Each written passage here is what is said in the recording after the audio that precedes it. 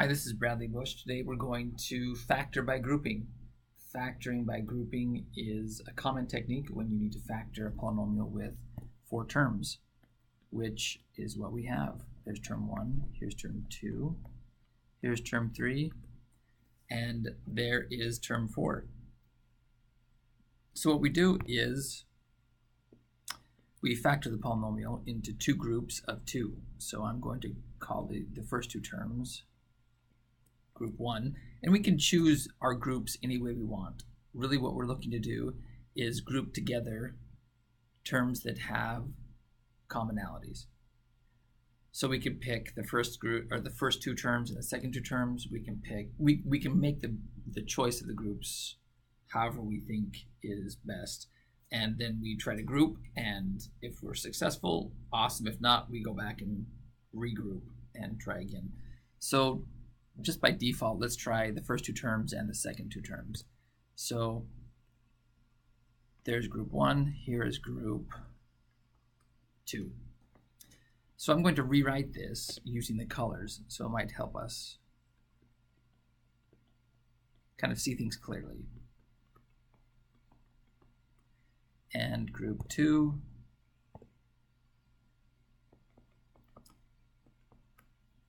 is right there. So what can we pull out of group 1? Looks like 27 is a common factor of the 2 red terms, and x cubed is a common factor. So what we have left over, once we pull out 27x cubed, we have x left over from the first term, and from the second term we have a minus 2. In the blue group, there isn't a lot to pull out. So in the cases where there isn't a lot to pull out, we just leave it as it is, and we'll put a 1 in front. And we're going to write down the x minus 2 that is currently there. So when we factor by grouping, this is our hope every time, to factor something out of both groups, and then what is left over, meaning this term right here and this term right there, we want those to be the same. Because if they are, we now have some common factor that we can pull out of both these, and our factoring continues. So if we pulled out that x minus 2 from the first term and the second term here, and plopped it down in front, what's left over? Well, we have 27x cubed and we have a plus 1 right there. So as we continue factoring, we check to see if we are done. This term right here, x minus 2, we can't factor it further, so it's okay. But if we look a little bit closer at the next term, this looks like it can be factored. In fact, it's possible that we could use the sum of cubes here. If we can use the sum of cubes, then that means that we can rewrite 27x cubed plus 1 as something cubed plus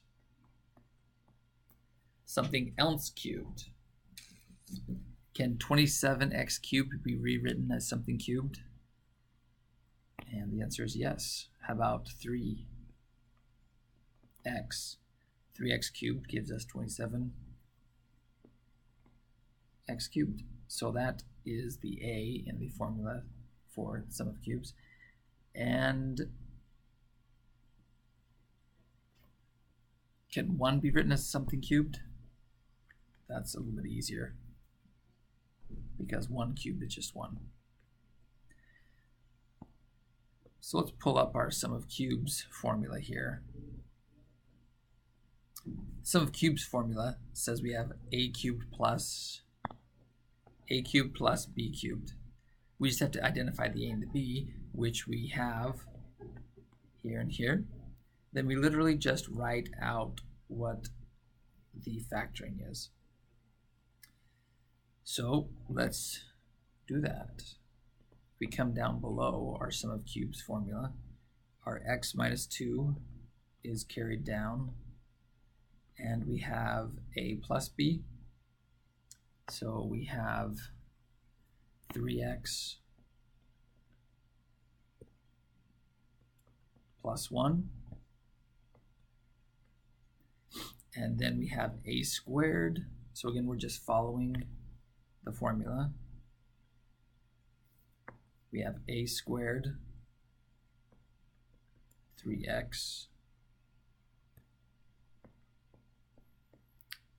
squared minus a, which is 3x, times b, which is 1, plus b squared, which is 1 squared. Now we can do a little bit of simplification. The x minus 2 comes down, and the 3x plus 1 stays there. 3x squared, quantity squared, gives us 9x squared. Negative 3x times 1 is just negative 3x, and 1 squared is 1. So we can look at this now to see if we are completely finished. Is this fully factored? This first term, okay. How about the second term?